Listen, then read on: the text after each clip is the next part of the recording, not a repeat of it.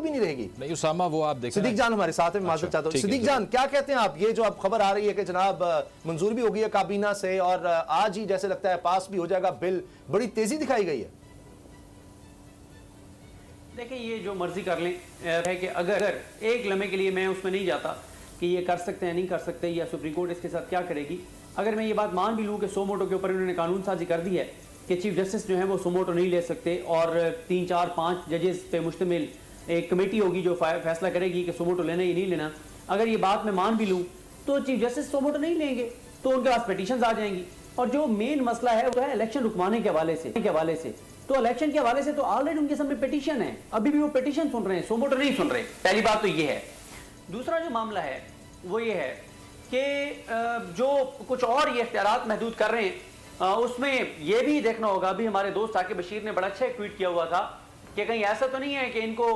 कहा कुछ और जा रहा है, डराया किसी और से जा रहा है जो पार्लियामेंट है और जो ये पीडीएम सरकार है इनको, और ये जो कानून साजी करने जा रहे हैं वो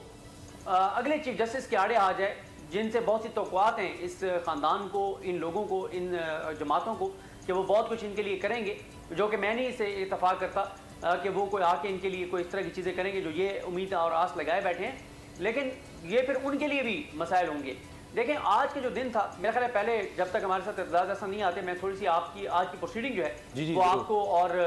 मुज़म्मिल साहब को बता दूं कि आज हुआ क्या है अदालत में। एक तो यह है कि आज अटॉर्नी जनरल पाकिस्तान ने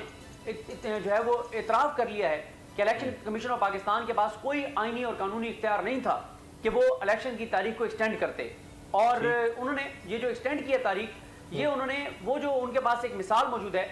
जब बेनज़ीर भुट्टो की शहादत हुई थी तो उस वक्त उन्होंने तारीख आगे की थी, तो उसमें सुप्रीम कोर्ट ऑफ पाकिस्तान ने कहा कि उसमें दो चीज़ें हैं। पहली बात यह है कि वो मामला चैलेंज नहीं हुआ था अदालत में। दूसरा मामला यह है कि उस वक्त पूरी कौम एक पेज पर थी कि वो इतना बड़ा सानिया था, कौमी सानिया था, और वो इतना बड़ा सानिया था जिस पर चीफ जस्टिस पाकिस्तान ने कहा कि इलेक्शन कमीशन के दफातर जला दिए गए, एक सूबे में रिकॉर्ड जला दिया गया, तब भी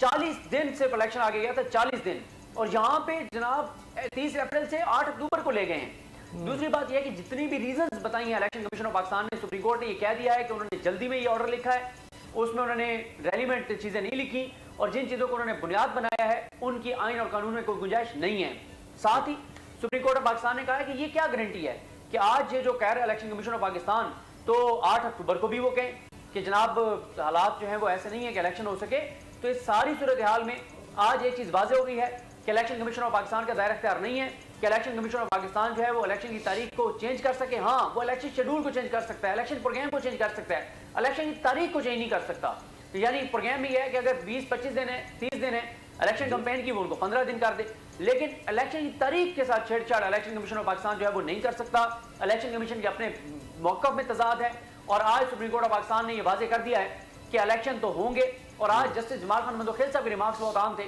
जब उन्होंने पूरा जो 18 घंटे से बयानिया चल रहा था, तमाम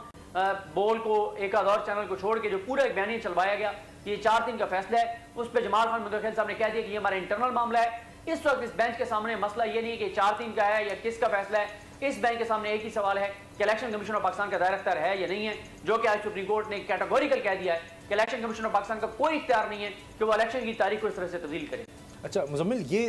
बार बार जो बात की जाती है बेनज़ीर की शहादत का मामला, ये तो बड़ा वाज़ेह है कि वहाँ शेड्यूल आ चुका था।